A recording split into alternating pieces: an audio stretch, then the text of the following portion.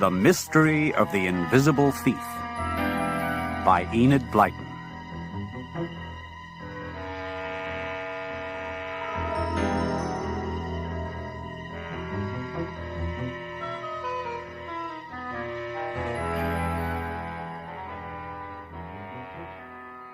The summer holidays were racing by, halfway through already and still no excitement.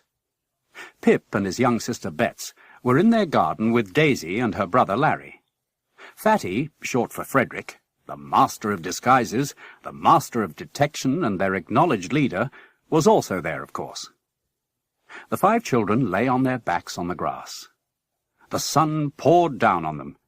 Fatty's Scotty dog Buster was lying in a patch of shade, panting. No, this is the 4th week of the summer holidays, and we haven't even heard of a mystery. Haven't even smelt one. Here we are, all the 5 find-outers and dog, with nothing to find out, nothing to solve, and 8 weeks to do it in. Whose turn is it to get the lemonade? You know jolly well it's yours. Go on, Larry. You've made us all feel thirsty now. Pip, you go. You mustn't sit in the sun. You know what Mother said. Oh, blow. I'd forgotten. All right.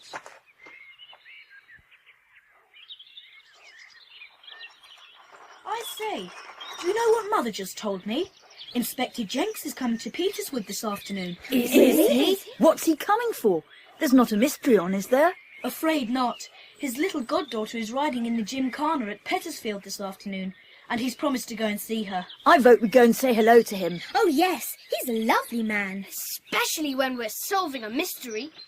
Do you remember the missing necklace and how we found it? I think the most exciting one was the mystery of the secret room. We've had some fun. I only hope we'll have some more. The old brains will get rusty. Yours could never get rusty, Fatty. The things you've thought of, and your disguises. You haven't done any disguising these holes. You aren't tired of it, are you? Gosh, no. Not worth it since old Goon's been away. I'll be quite glad when Goon comes back and we hear his familiar yell of, "You clear off!" Oh, it's so hot. I don't know how I'm going to walk to Pettersfield to see the inspector. We could take our tea and ask the inspector and his goddaughter to share it. Brilliant idea. If there's a case on, or any mystery in the air, he's the one to know about it first. We'll ask him. Anyway, let's decide about that this afternoon. If we're going to take tea, I'll have to go and ask Mother now. Sounds as if your lunch is ready, Pip. We'd better go. Come along, Daisy. Me too. Come on, Buster. See you lot this afternoon. The 5 children met in Petter's Field at about 3 o'clock. The gymkhana had already begun, and horses were dashing about all over the place. The inspector was nowhere to be seen, and the find-outers amused themselves wandering around the side stalls. Oh, look! That woman in the hooper stall. She might be Fatty dressed up. Is she somebody in disguise? Inspector Jenks in disguise. What's that you're saying about me? Oh, Inspector Jenks. Good afternoon, sir. I say, would you care to have a picnic tea with us? And bring your goddaughter too, of course. Yes, I'd love to have tea with you. And so would Hilary. Well, find-outers, any more mysteries to report? Nothing, sir. Not a mystery to be seen or heard. 4 weeks of the hole's gone and nothing to show. And Constable Goon's away, isn't he? So you can't bait him either. You wait till he comes back, though. He's on a refresher course. What's a refresher course? Oh, polishing up his police knowledge. Learning a few new dodges. He'll be a smart fellow when he comes back. You look out, Frederick. It does sound funny when you call Fatty by his right name. Ah, here's my small goddaughter. Hello, Hilary. Won any prizes yet? Hello, Uncle. Not yet. I'm going to ride now. Do you want to come and watch? Of course. Let me introduce 5 friends of mine. This is Daisy and Bets. They're brothers Larry and Pips. And this is Frederick, otherwise known as Fatty. They've helped me in many a difficult case. They want you and me to have tea with them. What about it? Yes, I'd like to. Thank you. All right, Hilary. I'll come and watch you now. Hilary cantered off. The inspector and the children followed to watch. It really was a very pleasant afternoon. The policeman who'd replaced Mr. Goon stood stolidly in a shady corner and didn't recognize the inspector, who was in plain clothes. When the inspector said, "Afternoon, Tonks," to him as they passed, the policeman leapt to attention at once, and after that could be seen walking about very busily indeed. The inspector talked away cheerfully. The children were disappointed that he had no cases to offer them, and nothing else to suggest. It was in the very middle of the picnic tea that the next mystery loomed up. Nobody expected it. Mr. Tonks was standing beside the Red Cross tent, mopping his forehead. A man came quickly up to the policeman and spoke to him. Mr. Tonks took out his notebook and began to write very earnestly. Then Tonks walked over to where Inspector Jenks was sitting with the 5 find-outers and Hilary. Excuse me interrupting, sir. There's been a daylight robbery in Peterswood. We'll have to go and investigate, sir. Seems pretty serious. I'll come with you. Sorry, children. Duty calls. Thanks for the tea. Goodbye, Hilary. You rode very well. Where was the robbery, Mr. Tonks? At Norton House, up on the hill. Don't know it. Inspector, I'll come along with you, sir, shall I? I might be some help. Oh, sorry, Frederick. Can't have you along just now. Must go. Cheerio all. Never mind, Fatty. It's only a silly little robbery, I expect. No real mystery. Hilary, what's the matter?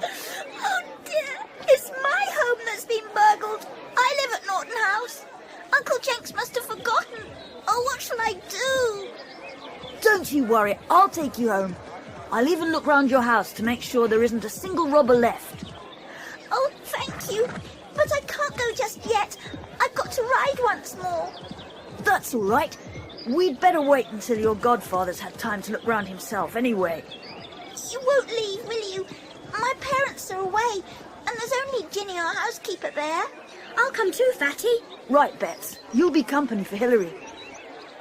Class 22, please take your places. Oh, that's my class. I must go. I shall be in at the start after all. Bets can take up Hilary's attention whilst I'm looking round. Shall we go after Hilary's ride? Yes. PC Tonks and the inspector should be gone by then. After Class 22 had completed jumping, they all moved off. Larry, Daisy and Pip went home, while Fatty, Bets and Hilary, riding Bonnie, went to Norton House. The inspector's car was still outside. Blow. Fortunately, Hilary wanted to take Bonnie to the stables round the back. Fatty volunteered to rub her down, any excuse to stay in the stables until the inspector had gone. At last he went. Fatty straightened up, relieved. Now we'll go to the house and find out what happened. Then you must show Bets all the prizes you've won. You must see them too, Fatty. Come along. Here, let's go in the back door. Oh, Lords! Oh, it's you, Miss Hilary. I'm in such a state of nerves. I've heard about the robbery, Ginny. This is the boy who's brought me home, and this is Bets. They're friends of my godfather, Inspector Jenks. Oh, are they? He's a fine man, that Inspector Jenks. Went over everything, he did. It must have been a great shock for you, Ginny. I was sorry for Hilary too. I felt I must see her home. That was real gentlemanly of you. Do tell us all about it. Well, I was sitting here, about 4 o'clock it must have been, when I heard a noise. What sort of noise? A sort of thudding noise, out there in the garden, like as if somebody had thrown something out of the window. Go on. Then I heard a man's deep cough upstairs somewhere, so up I gets, and I yells up the stairs, if there's anybody up there that shouldn't be, I'm getting the police. Very brave of you. What happened next? Well, I suddenly sees a ladder outside, up against the wall leading to the mistress's bedroom, and I thinks to myself, aha, Mr. Robber, I'll see you coming down that ladder. I'll take good notice of you too. And what was the robber like? I don't know. He never came down that ladder after all. Well, how did he leave the house then? Did you hear him? Never a sound. I was standing in the hall, so I know he didn't come down the stairs. I stood there shaking. Then I grabs the telephone and phones the police. Well, go on. What happened to the burglar? Was he still upstairs? Well, I just finished telephoning, and along comes the baker. I yells to him, "Here, you, come here and go upstairs with me. There's a burglar in the house." Well, the baker, he came in, and we went through every room, and not a person was there, no one. He must have got out of another window. He couldn't. They was all shut and fastened. Well, he must still be there then. Oh! No, he's not. The inspector looked in every hole and corner. I tell you what I think. He made himself invisible. Ginny, my riding prizes didn't get stolen, did they? No, dear. It's things like your Ma's silver clock and some of her jewellery. Come on, Bets. Let's go upstairs and see my cups. You too, Fatty. Follow me. Bets, you pretend to be interested. That will give me a chance to slip away and have a snoop round. Come on, you two. All right, we're coming. Hilary took them into her room, and Bets was astonished to see the array of cups. She began to ask all kinds of questions at once. Fatty grinned. He was soon able to slip away. Fatty went into all the bedrooms and noticed that the windows were shut and fastened, except in Hilary's parents' room. The window was open, and a ladder led down from it to the ground. How did the thief get down without being seen? There was no other window the thief could have dropped from. Fatty concentrated on the room from which the goods had been stolen. There were large, dirty glove marks on the wall by the window. Fatty measured them thoughtfully. Big-handed fellow. Should be easy to pick out. He went and leaned out of the window, over the top of the ladder. He came up the ladder, then chucked the stuff out. Fatty went round the top part of the house again and came to a box room. It had a tiny window which was fast shut. There was a thick pipe outside running right down to the ground. Now, if the window had been open, and if the thief had been smaller than I am, he could have squeezed out of this tiny window and got down to the ground from here. But the window's shut. Fatty went downstairs, out into the garden, and looked at the flower bed. There were a lot of large footprints there, size 11 or 12. Fatty measured a print and recorded it in his notebook, and also made a note of the pattern of the rubber heels. He poked about to see if he could find any of the stolen goods that had been thrown out. There was nothing, but he did come across a curious print, large, roundish, with criss-cross lines showing here and there. Fatty measured the queer print and drew it in his book. What could the thief have thrown out that made such a mark? What could it be? It must have been something to do with the robbery. Fatty shut his book. There was nothing more he could examine or find, so he went to fetch Bets. They said goodbye to Hilary and started home. Fatty told Bets that he felt it was just an ordinary burglary, with one or two queer little touches. Things that perhaps the inspector and Tonks would have some information about. Things that Tonks might let out, rather than the inspector. Fatty went to see Tonks the next morning, about 10 o'clock. When he got to the police station, he knocked at the door. Come in. Master Frederick Tocqueville, isn't it? Great friend of the inspector's, aren't you? I don't know if you're too busy to spare me a minute. I took Hilary home last night. I had a look round, and I wondered if I'd found anything of use to you. Oh, shouldn't think so. The inspector was there, and there's nothing much he misses. Still, it's nice of you to offer to help. Oh, not at all. Did you find anything interesting? Oh, just glove prints and footprints. Pretty big fellow he seems to have been. Made a good getaway, too. No one saw him go. Pity the baker didn't spot him. Yes, he never saw a thing. Did you find any other clues? Well, I suppose the inspector wouldn't mind, you being so helpful. There was these 2 dirty bits of paper. Look. 2 Frinton, 1 rods.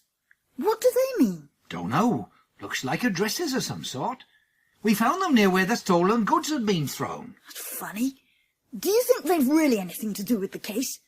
They look like scraps of paper torn up by someone and thrown away. Well, that's what I said. Anyway, I'll have to keep them. Well, I wish you luck in finding the thief. It seems to me the only way will be to snoop around till we see a man with size 12 boots and size 9 gloves. Well, if Mr. Goon likes to do that, he's welcome. He's taking over when he comes back. When's he coming back? This afternoon. I hand over then. Fatty shook hands with Tonks and went off on his bicycle. The others were waiting for him in Pip's garden. The news he gave them that Goon was coming back that afternoon delighted them all. Then Fatty got his notebook out and went into all the details of the new case. The drawings of the footprints, the glove prints, and the curious round-shaped print with the faint criss-cross marks. He showed them the curious addresses. Number 2, Frinton. Number 1, Rods. What on earth did they mean? Betts had had an inspiration. Frinton Lee. A large house by the river, where they take visitors. Nobody could think of Rods. A peculiar name. But anyhow, as Fatty said, the mystery has begun. It all happened very suddenly indeed. Fatty had gone to tea with Larry and Daisy the next afternoon. They'd been having tea in the garden when a woman from the house next door began to call for help. Larry recognized the voice of Miss Williams.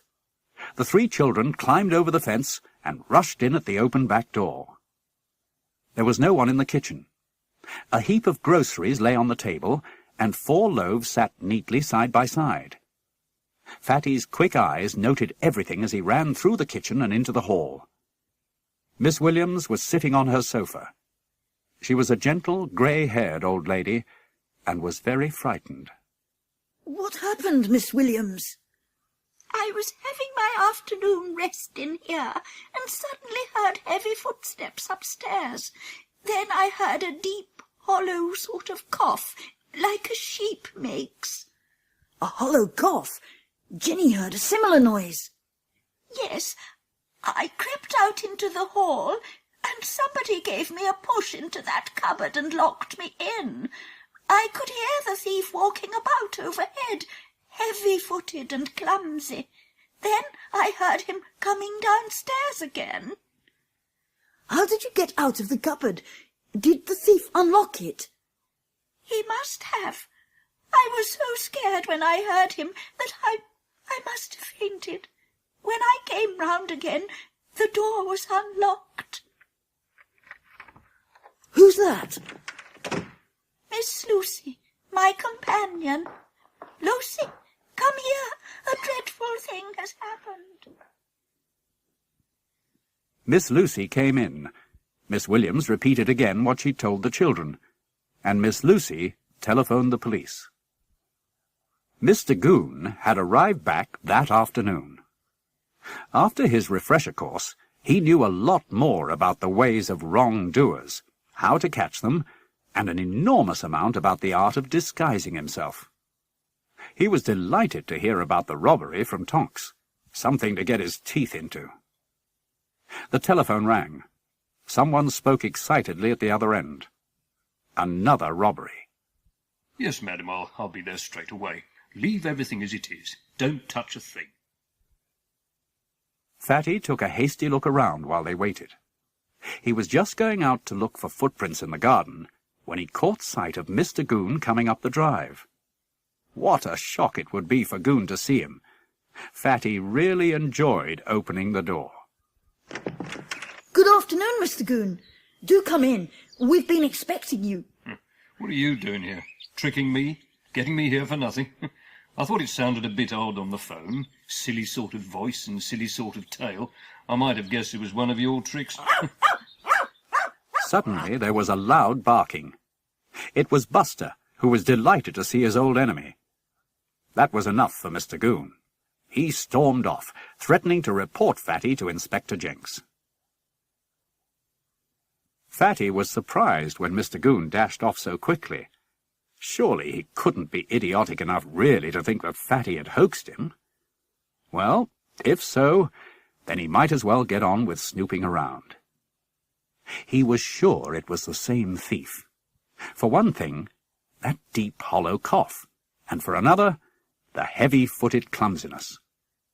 He ran upstairs, and the first thing he saw in a bedroom was a large glove print on the wall. He checked the measurements. Yes, exactly the same. He slipped out into the garden, where he saw a bed of flowers underneath the sitting-room window. He walked over to it. On the bed were a couple of very large footprints. They matched the ones from yesterday. In fact, everything matched. The glove prints, the footprints, the hollow cough. Would there also be any mark like that big roundish one Fatty had seen at Norton House? He hunted about for one, and he found it. Fatty went indoors and was told by Miss Lucy that Mr. Goon had just phoned to ask if there had been a real robbery, and he was coming back. Fatty learned from Miss Lucy that the cook was having the day off, and as usual, the back door was left open for the grocery girl and baker. The postman had left a parcel too. He noted this thoughtfully. 3 people had come to the house in a short time. Had one of them noticed the thief hanging about? He must find out. Mr. Goon arrived again, and had a very uncomfortable welcome from Miss Lucy. Sorry I didn't come before. Hope I've not kept you waiting too long. Urgent business, you know. By the way, has that boy gone? You know, the one they call Fatty? If you mean Master Trotville, he's still here examining everything, and he said for you not to bother about the job. He's got it well in hand. The children climbed back over the fence into Larry's garden. They finished their tea, talking about the 2 robberies, then drove Mr. Goon mad by watching him over the fence, looking for clues and prints. Fatty called a meeting down in his shed the very next day. They all arrived punctually. Buster greeted them all exuberantly, as if he hadn't seen them for years. This is an official meeting. We've got our mystery, and just under 4 weeks to solve it. Did you tell Pip and Bets all about yesterday's robbery? Yes, we've got to make plans this morning. What? Lists of suspects and so on? We haven't got a single suspect. We've got plenty of clues. What's your plan, Fatty? Well, it's like this. All we've got to go on is what we think the thief looks like. Big-footed, heavy-handed, with a deep, hollow cough. We've got 2 bits of paper, and if there are addresses or names, we must search for them. Yes, and what about asking the grocer, the baker, and the postman if they saw any sign of a big-footed fellow yesterday afternoon? I was coming to that. It seems to me we must split up and each do a job. Now you, Larry, go and interview the postman. Pip, go to the baker. If he's the same one that Ginny at Norton House called in, all the better. Right. I believe he's our baker too. And you, Daisy and Bets, interview the grocer's girl who does the deliveries. What are you going to do? I'm going to disguise myself, and I'm going to watch Frinton Lee, just to see if any big-footed fellow is staying there. If I watch the house, I may see something. But, Fatty, you'll be noticed if you stand outside all day long. Leave it all to me. I shan't tell you my disguise. When you've done your jobs, you can come along and see if you can recognise me. I'll be within 50 yards of the house, visible to everyone. We shall spot you at once. All right, spot me then. Now, come on, let's get going. Clear off, all of you, and let me disguise myself. Goodbye, Fatty. Pip decided to go home and wait for the baker to call. Larry went with him. Daisy and Bets went to find the grocer's girl, who told them she'd seen nothing, so they decided to go and join the boys. The postman arrived soon afterwards. Like the grocer's girl, he had seen nothing. However, Mr. Goon had interviewed both of them. The baker arrived at last. He was a cocky little bantam of a man, with a rather high voice. Hello, hello, hello. Here we are again, having a swing swan. Shall we take the bread to our cook for you? Well, there are thieves about. I don't want anyone messing around with my bread. He knew all about the robberies, and talked about the big footprints he'd seen, but, like the others, he said he hadn't seen anyone hanging about. He seemed very pleased with himself, and the children didn't care for him at all. They decided to go and see if they could find Fatty. They walked down the lane to the river, then along the river path that led to Frinton Lea. They soon came in sight of it. It was a big, rambling house, once built by wealthy people and now owned by someone who ran it for paying guests. They looked about expectantly for a heavily disguised Fatty. Was he anywhere about? At first, they could see nobody, and then, sitting in a little boat, was a hunched-up figure silently fishing. He was dressed in such odd clothes, they all agreed it must be Fatty in disguise. They tried to attract his attention without success. They returned to the river after lunch to find the fisherman was sitting on the bank. They went up to him and sat down. He took a hurried look at them and swallowed a mouthful of his sandwich so quickly he choked, got up suddenly and went to his boat. Larry, sure it was Fatty, was going to try again, but Bets stopped him. She nodded towards the fisherman's boots. They were enormous, and so were his hairy hands. If it wasn't Fatty, it must be the thief. That's why he tried to shake them off. They had to tell Fatty, but where was he? Pip and Bets settled down. Not many people came by. The postman cycled by with some letters, a nursemaid came by with a pram. Then the little baker appeared with his basket of bread. He recognized Pip and Bets, greeted them in his high-pitched sparrow voice, and asked them if they'd caught any thieves yet. Pip thought it was silly of the baker to talk to him as if he were about 6 years old. The baker then chattered on to the fisherman. He went at last carrying his basket. Larry thought hard. What was the best thing to do? He told Pip and Bets to stay and watch the thief, whilst he and Daisy searched for Fatty. Larry and Daisy wandered all round Frinton Lea without success, until Daisy pointed out one of the fishermen that she thought could be Fatty.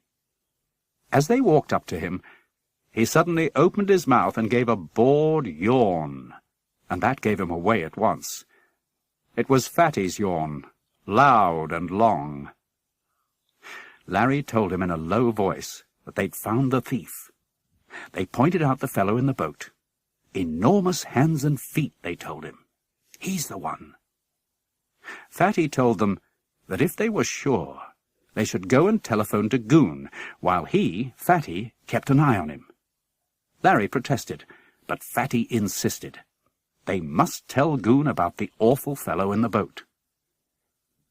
Larry and Daisy found Bets and Pip, and told them in a whisper what they had to do. They all walked back up to town to the post office to telephone.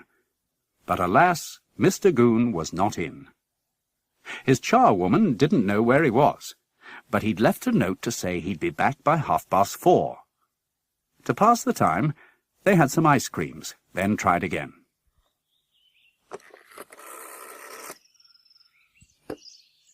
Police here? Who is it? Mr. Goon, it's Lawrence speaking. Frederick Trotville's friend. I've something to report about the robbery cases. Well, go on. We found the thief. We saw him today. Where? In a boat just opposite Frinton Lea. He's been there ages. Probably lives at the boarding house. He's a frightful-looking fellow, Mr. Goon.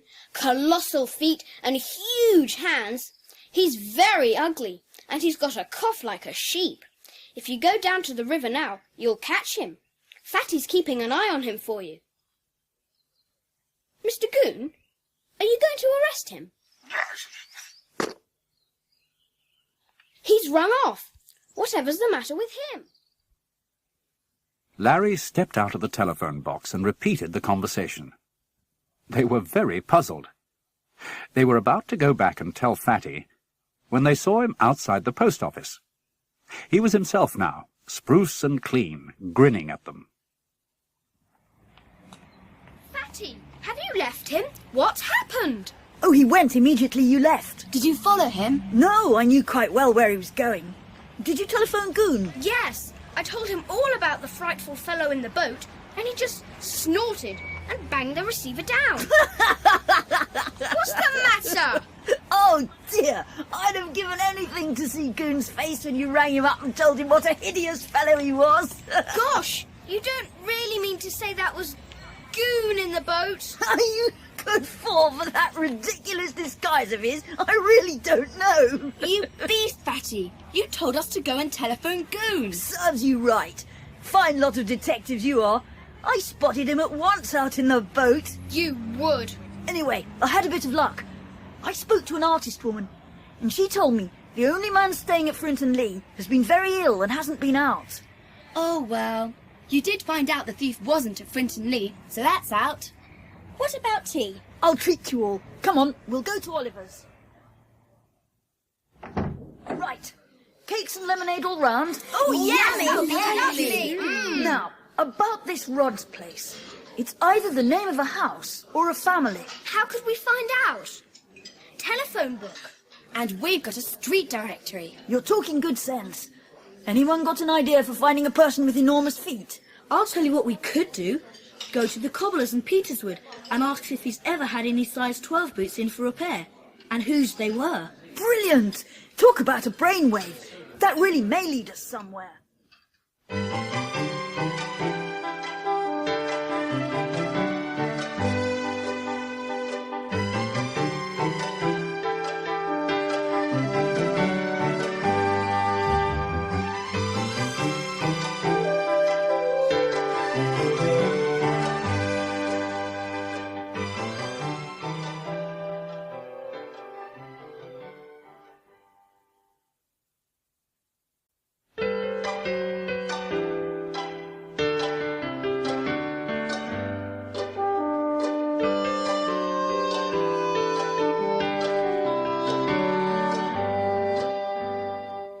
The next day they set to work. Daisy and Larry looked up the street directory for house names beginning with Rod, while Pip and Bets looked in the telephone directory for names. Fatty went to the cobbler's. He considered carefully how to approach the cobbler, who was known to be a hot-tempered man who would stand no nonsense. He would have to go to him with a sensible idea. But what? Then he remembered a second-hand shop in Sheepridge. He could go there, buy the biggest old pair of boots they had, then take them to the cobbler for repair. He took the bus to Sheepridge, found the shop, and bought just what he wanted, a pair of 11s, down at heel. Well pleased, he caught the bus home. Fatty debated whether or not to disguise himself, and then decided he would. An old tramp, yes. Then he could wear the frightful old boots too. He went down to his shed and began to work deftly and quickly. After about half an hour, the door opened, and a dreadful-looking tramp came out. Fatty could only hobble along in the old boots, so he took an ash stick, stuck an old clay pipe in his mouth, and made his way to the cobbler's. The cobbler was at the back working, and came into the shop when the bell rang. What do you want? Oh, it's my boots, mister. They really hurt something cruel. Too small they are, and they want mending too. You got any bigger ones to sell? What size are you? 11s or 12s? Haven't got that size to sell. It's a big size. No, yes, it's big. I bet you haven't got anyone in the neighbourhood that's got feet bigger than mine. There are two people with big feet here. Mr. Goon, a policeman, and Colonel Cross. And they're the biggest of all. Do you want me to mend your boots? The cobbler was getting very cross, feeling the tramp was wasting his time. When Fatty started asking more questions about who wore rubber heels on their shoes, the impatient cobbler lost his temper and told the tramp to be off and not to come back. As Fatty was leaving, a burly man with a little black moustache, dark glasses and big feet pushed past him, saying, "Give me room." Fatty pricked up his ears. He knew that familiar voice. It was Goon, in another disguise. Fatty shuffled out and sat down on a wooden bench just outside, and strained his ears to see if he could catch any words. Mr. Goon had made up a story about a pair of boots left for repair by his brother, and eventually was told by the cobbler, who did not recognize him, that the only people with big feet were Colonel Cross and the policeman. When Goon asked if the Colonel had rubber heels, the cobbler was furious. Rubber heels? How many more people would want to know? You and that old tramp you push past with feet as big as yourself are a pair. Clear out.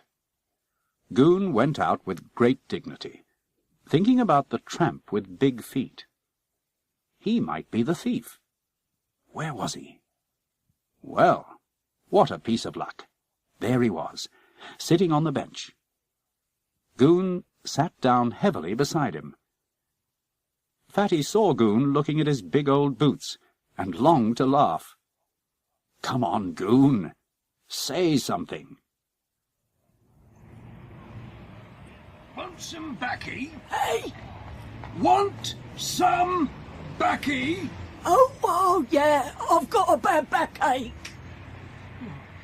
I said, want some baccy. I heard you the first time. I'm having treatment for it, and for me poor old feet. You got big feet. Oh, it's a nice sunny sea. I said you got big feet. You're right. Not enough meat these days. Silly old man. Yeah, who are you calling a silly old man? I heard you. Think I was deaf, didn't you? Now, be calm. Yes, I'll ya. The tramp raised his stick, and Goon retreated hurriedly to the other end of the bench and debated with himself. The old chap couldn't be the thief. He was deaf. His feet were bad, and he had backache. But where had he got those boots? It might be as well to follow him. So Goon decided to wait until the tramp moved off. Fatty was waiting for Goon to move off, to see if the policeman had discovered who or where Rods was. Then he saw Larry, Daisy, Bets and Pip coming down the street. Fatty sank his chin down on his chest, hoping they wouldn't recognize him. They didn't recognize him. Their eyes rested on Goon as they walked by. Bets pulled at Larry's sleeve. What is it, Bets? See that big man sitting on the bench by the dirty tramp? I'm sure it's Goon, in disguise again. I believe Bets is right. It is Goon. Let's have a bit of fun with him then. What shall we do? Nothing much. Just go up to him innocently and start asking him footling questions. I'll go first. Could you please tell me the time? 10 to 12. Thanks awfully. Could you possibly give me change for a sixpence? No, clear off. Thanks very much. Please, have you seen our little dog Buster? No, and if I do, I'll chase him out of town. Oh, thanks very much. Could you tell me, please, if the bus stops here for Sheepridge? Go and look at the bus timetable. Oh, thank you. Nasty cough of yours. Those pestering kids. I'm off. I say, are you all right? Yes, thanks, Daisy. Oh, Fatty! We recognise Goon, but not you. Listen, I don't want to change out of this disguise. I want to see if Goon has found out anything about Rods. I think I'd better trail him today. All right. There's a bus stop near Goon's house. Sit there and we'll bring you some lunch. Yes, that's what I'll do. Pip found 2 names in the telephone directory. Rodney and the Rodericks, who live near you. Oh, yes, I remember now. We can rule the Rodericks out. There's only an old lady and a young one. I don't know about the Rodneys, though. I'll go with the others this afternoon. My mother knows them, so I could easily go on some excuse. There's a jumble sale on in the town. Ask for jumble, especially large-size old boots. I must go back to the others now. Goodbye. Oh, here you are, Daisy.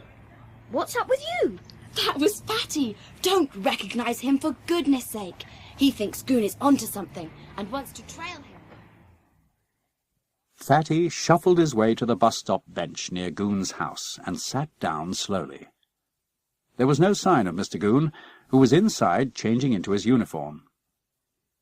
Soon Daisy came with a picnic lunch. She told Fatty that Larry had found one house in the directory beginning with Rod, called Rodways. Fatty told Daisy to go to the Rodneys with Betts, and to get Larry and Pip to go to Rodways and Snoop. Off she went, and Fatty had his lunch, then pretended to sleep. Mr. Goon had finished his lunch, then decided to go on with his next job, to discover the meaning of rods on the scrap of paper. He wheeled his bicycle quickly to the front, got on it, and sailed away before Fatty could even sit up. He wondered what to do. The others were taking care of the Rodneys and Rodways, so he'd better go and find Colonel Cross's house. Meanwhile, Goon had shot off to the Rodericks first, found there was no man in the house, and crossed that off. Next he went to the Rodneys, and the first thing he saw were Daisy and Betts coming out of the gate. Goon eyed the 5 pairs of old boots Daisy was carrying, and looked at them carefully as she put them in her bike basket. Daisy saw his interest, and giggling told him there were no size 12s. He snorted and pedalled off to Rodways. Larry and Pip were already there. They had stopped outside the cottage, and one of them had accidentally thrown a ball into the cottage garden. An old woman was sitting in a rocking chair. Larry politely asked if they might get their ball, and looked round the cottage. He saw a big sou'wester hanging on a nail, and an enormous oilskin below it. Aha! Somebody big lived here. They learned from the old woman that they were her sons, but although he was a big man, he had small feet like all the family. She pointed out his shoes on the shelf, size 7s. The boys were astonished. Pip looked at Larry. Rodways was definitely ruled out. Someone came up the path and called loudly. It was the baker. He put down his basket and left a loaf in the larder as requested by the old lady, and went off whistling. The boys went out, found their ball, and Larry threw it over the wall. There was an angry shout. Mr. Goon's bright red face appeared. The boys fled. Mr. Goon strode up the path to the front door. But the old lady had now gone fast asleep, and didn't waken even when Mr. Goon spoke to her loudly. He saw the oilskin on the peg. Big oilskin, big man, big feet, the thief. He crept in and began to look around. He fell over a shovel, and the old woman woke and screamed. Mr. Goon ran. He was no match for an angry old woman. Fatty had gone off to find Colonel Cross's house. Sitting out in the garden was a big man with a red face. He looked a bit fierce. A good thing he was asleep. Fatty looked at his feet. Enormous. The Colonel woke suddenly, caught sight of Fatty's face over the hedge, and exploded. Did you wake me up? Speak up, man! I didn't wake you, sir. I was just looking at your feet. My feet? What for? I was wishing you had an old pair of boots to give me. I'm an old tramp, sir, and I've got big feet, sir. It's hard to get boots to fit me. Go round and ask my housekeeper. Let's see you do something in return, Thank you, sir. Good day, ma'am. The Colonel says, have you got a pair of his old boots for me? No boots, but there may be an old pair of shoes. Dear me, the Colonel only came back from India yesterday, and here he is, giving things away as usual. Wait a minute. Here you are. The rubber heels are a little bit worn. Thank you, ma'am. Did you say you often give his shoes away? Not only shoes, anything. He's fierce, but he's kind too. Since he's been away, I've sent all his old things to the jumble sale. My, I hope you didn't send any of this size boots. They would have done fine for me. I sent a pair of boots last year to Miss Kay when she was collecting. I wonder who had them. Oh, ma'am, the Colonel said I was to do a job for you. Well now, go and weed that bed in the garden. I'd be pleased to do it, ma'am. Fatty knelt down and began to weed, when he heard the sound of bicycle tyres on the lane outside. The sound stopped. Fatty looked up. Goon was peering over the hedge. That tramp again. Goon couldn't believe his eyes. He spoke abruptly to Fatty and woke the Colonel, who was furious. Goon spluttered about thieves and robberies and boots. The Colonel thought he was mad and said so. Goon was afraid to go on with the matter. He wheeled his bike down the lane and waited to have a few words with the tramp. Fatty finished the bed and tiptoed out. He didn't see Mr. Goon till he was almost on top of him. The policeman saw the shoes and tried to grab them, but the feeble old tramp twisted out of the way and raced off down the road like a schoolboy, as indeed he was. Fatty hurled himself through a hedge into a field and tore across it. Home at last. Fatty sank down in the shed, panting. Phew, what a run! Now to examine the rubber heels. He pulled out his notebook and compared the drawn pattern with the rubber heels on the shoes. They were the same. Somebody had bought the Colonel's old boots at last year's jumble sale. They were on the track at last. There was a sound at the window. He saw Larry's face, and he rushed to the door to unlock it. All the others were there. Fatty, you look pleased. What is it? I must get my disguise off. Report to me while I make myself decent. We got some shoes from the Rodneys for the jumble sale. I don't think those scraps of paper mean anything. Nor do I. We thought we got somewhere at Rodway's when we saw a colossal oilskin hanging up. But no, the owner wears small shoes. Now, Fatty, tell us what you did at Colonel Cross's. The Colonel's housekeeper gave me a pair of shoes. Then Goon turned up and woke the Colonel up. He went mad. Old Clearoff tried to get the shoes from me, but I dodged him, and here I am. What about the shoes? The greatest news of all. See the rubber heels? They match. Golly, we're getting somewhere now. But surely it can't be the Colonel. No, but his housekeeper sent a pair of boots to the jumble sale last year. If we can find out who bought them, I think we've got the thief. Does anyone know Miss Kay? Yes, she's the one we took the Rodney's shoes to. Right. I'm going to present the Colonel's big shoes to Miss Kay and mention casually that the person who bought the boots last year might like to buy the same size again. Jolly good, Fatty. I'm going down to Miss Kay's now. Coming, Bets. Get the flags up for when we come back. We'll bring you the name of the thief. Fatty and Bets walked off to Miss Kay's, with Buster trotting at their heels. Miss Kay lived in a tiny cottage next door to her cousin, the baker, and looked a bit of a jumble herself. As he had planned, Fatty opened his parcel, took out the shoes, and suggested to Miss Kay that the person who bought the Colonel's boots last year might be interested. Casually, he asked her who it was. He and Bets waited for the name, but there was no name. Miss Kay told them that the boots had just disappeared one night, stolen.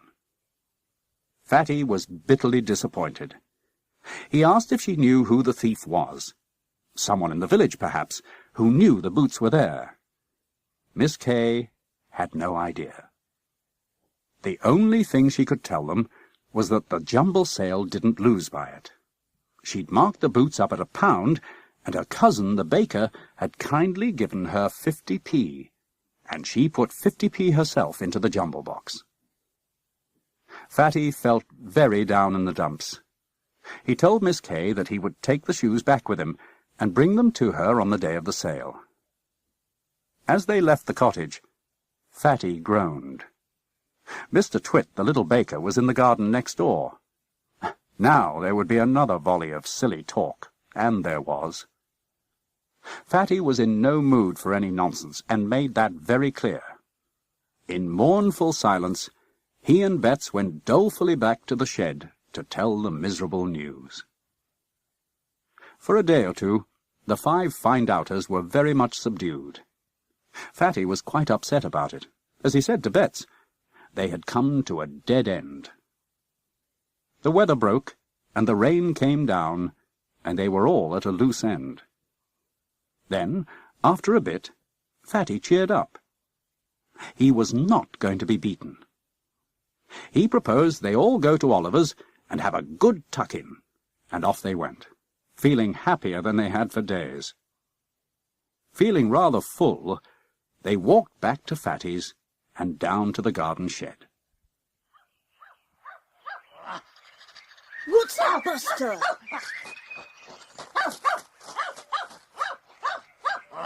The door's open. What's going on? Oh, look! What a mess! I say, you've been burgled! Oh, my money's gone. I'd got £2 I'd saved. Anything else gone? Yes, my knife's gone. And that little silver case I kept odds and ends in. Oh, Fatty, what's happened? Oh, what shall we do? Shut up, Betts. Go home if you can't be of any help. Excuse me, Daisy. Can I get past? Fatty, come here, quick! Some big footprints. Gosh, it's our robber again. The same pattern on the heels. Look at these glove prints on the shed window. He likes to leave his mark. You'd think he was saying, this is the robber, his mark. Yes, well, it's the same fellow, all right. Let's take a careful snoop round before we move anything. I suppose you're not going to inform the police? No, I'm not. First thing I'm going to do is measure the footprints. I suppose there aren't any scraps of paper? None. But there weren't any at Miss Williams' either, you know. Fatty, look, under that shrub. Isn't this queer print like the ones you found in the other robberies? Oh, yes. It's the same. I cannot imagine what makes it. It's extraordinary. You know, somehow I feel I've seen it somewhere else, but I can't remember where. Well, that's not much help. How did the thief get down to the shed? Did he get in through the back gate, or did he come down the path from the house? I think we'd better ask the cook if she saw anyone. Good idea. Come on, let's go and find out. The cook had not seen anyone or anything unusual. The grocery girl, the milkman, and the baker had been as usual. Mr. Goon had called to see Fatty's mother, but she was out. They were wandering back to the shed, wondering what Goon wanted, when Daisy stopped suddenly and pointed to the ground. There, beside the scullery door, was the same roundish mark they'd seen under the shrub.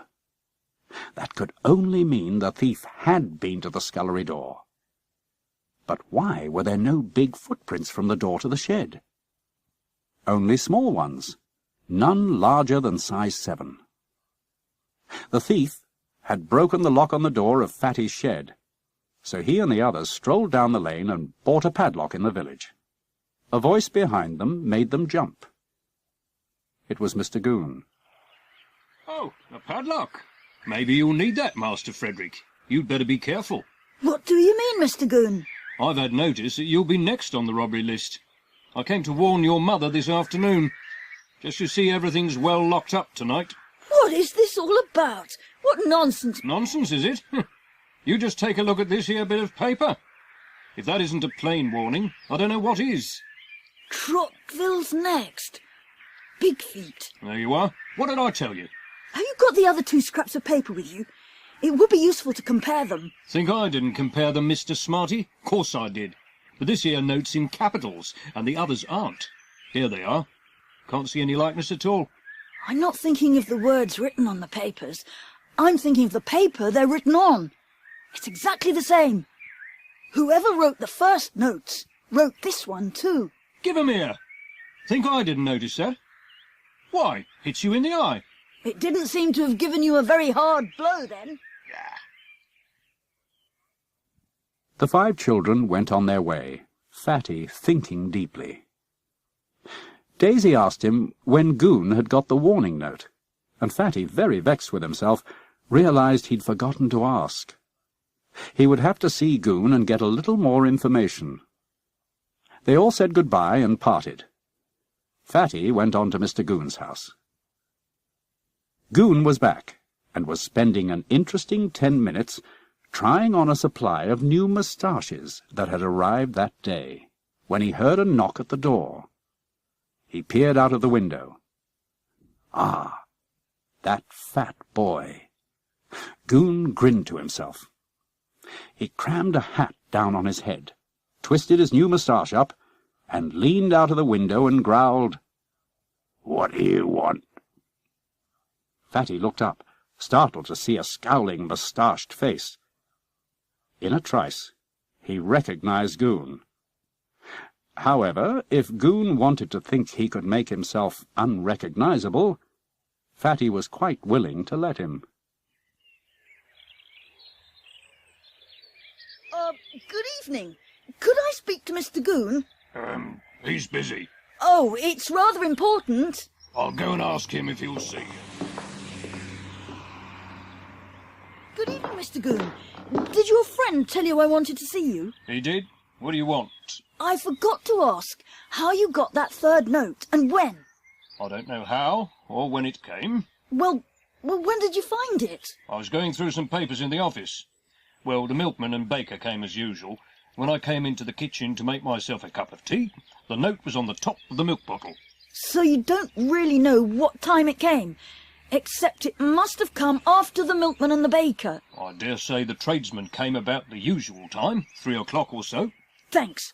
That's all I wanted to know. You came along to my house then, to give us the warning. Yes, I came along at once, as was my bounden duty. Well, I'll be off. I'm sorry I disturbed that friend of yours. Oh, he won't mind. Good-looking fellow, isn't he? Oh, yes. Fine moustaches. Very fine. Actually, they're what made him good-looking. Without those, he'd be quite ugly. Don't you agree? Clear off. Fatty walked home, deep in thought, and fell asleep immediately he got into bed. The next morning, Fatty felt very gloomy again. He thought of his visit to Miss Kay. If only those boots hadn't been stolen, everything would have been so easy. His mother interrupted his thoughts by telling him he must have his hair cut. When the others came at 10 o'clock, they were met by a gloomy Fatty. He told them he would be away for about half an hour, and they decided they would wait for him in his garden. Bet wished they could do something to cheer Fatty up. Pip suggested they should play a trick on him. Nobody else was keen, so he wandered into Fatty's shed. He wondered what to do when his eyes fell on the enormous shoes from Colonel Cross. He grinned. Gosh, he'd got an idea. Pip took off his rubber shoes, slipped them into his pocket, and put on the big shoes. He knew Fatty would come in by the back gate, so he made his way to a freshly dug bed beside it. He took a few steps this way and that way on the earth, then stopped to see his footwork. Marvellous! It looked for all the world as if Big Feet had been again. Pip grinned, then went quietly back to the shed and changed shoes. Pip walked out to the others, and they all agreed to go and meet Fatty. He was pleased to see them, bought everyone an ice cream, and then together they went back to his garden. As they went in the garden gateway, Fatty stopped dead and stared at the bed. Gosh, what do you make of that? I say, the thief's been here. While we were gone, just those few minutes. It beats me. Running all over the bed for no reason. I mean, what's the point? What's the joke, Pip? No joke. No, I've really got things on my mind. Pip, what's the joke? Oh dear, I can't tell you. Oh, shut up now, Pip. Tell us what the joke is. Oh dear, it's those footprints. I made them. I put on those big shoes and made the prints myself. Well, I'm blowed. Fatty, what are you thinking about? Gosh, to think I never guessed how the thief did it. Pip solved the mystery. How do you mean? Can't you see even now? What did Pip do to make us think he was a large-footed thief? He took off his small shoes and put on big ones. I'm beginning to see. And we fell for the thief's trick, which was exactly the same. We've been looking for a big-footed fellow, and the real thief has been laughing at us. A fellow with small feet and small hands, too. Oh, do you mean he wore big gloves over his hands? Of course. No wonder he left so many clear marks. He meant to. What about the scraps of paper, Fatty? Do they really belong to the mystery? I think so. I'm beginning to piece things together now. Gosh! What? I think I know who it is. Who's it? Well, I won't say yet, in case I'm wrong. I'll have to think a bit more. If I'm right, all our clues belong to the mystery. But who is it? Look, I must think this out properly. I'll tell you for certain this afternoon. Meet me here at 2:30. Fatty thought hard, and bit by bit he pieced it all together. It could only be one thief, nobody else. He did a spot of telephoning early that afternoon. He telephoned Inspector Jenks and asked him if he could possibly come along at 2:30. The inspector agreed and gave Fatty permission to ask Mr. Goon too. When the rest of the find-outers arrived, they were amazed to see the inspector and Mr. Goon already sitting in the study. Well, we're all here, so I'll begin. I may as well say I've found out who the thief is. Yeah. We had a few clues to work on. Large footprints, large glove prints, both well displayed. We had scraps of paper and a curious rounded mark on the ground. Now, the thing was, nobody ever saw this thief coming or going, and yet he must have been about for everyone to see. And he apparently had the biggest feet in Peterswood, with the exception of Mr. Goon and Colonel Cross. We discovered that last year Colonel Cross had given a pair of boots to Miss Kay for the jumble sale. We guessed that if we could find out who bought them, we'd know the thief. We had a shock then, though. They'd been stolen. No boots, no thief. We gave up. Then Pip played a trick and showed you how the thief did it. Yes, Pip's trick made me realise that the thief was playing us a trick too, wearing large boots over small shoes, and large gloves. Ah, smart work, Frederick.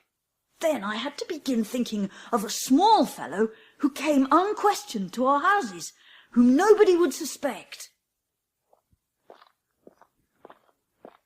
If you don't mind, sir, I'll introduce you to the thief himself. Excuse me. Good afternoon. Will you come in here for a minute? Twit, the baker. Here, what's all this? Sit down. We want you here for a few minutes. What for? Mr. Twit, I've got you in here for reasons of my own. Put your basket down and take off the cloth. That's right. Now take out the loaves. Now, what's all this? I'm not messing about with my loaves. Do as you're told, Twit. Oh, all right. Right. Now the second cloth. Look! 2 large boots and 2 large gloves.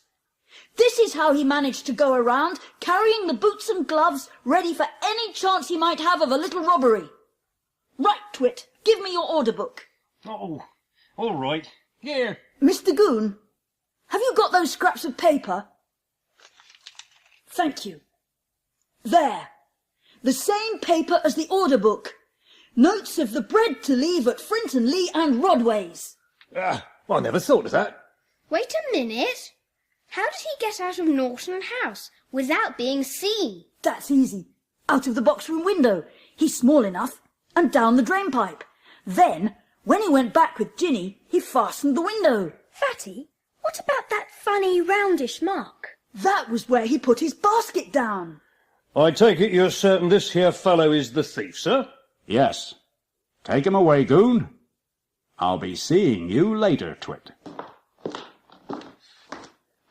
Very nice work, find-outers. Well, that's another mystery solved. And here's to the next one. May it be the most difficult of all.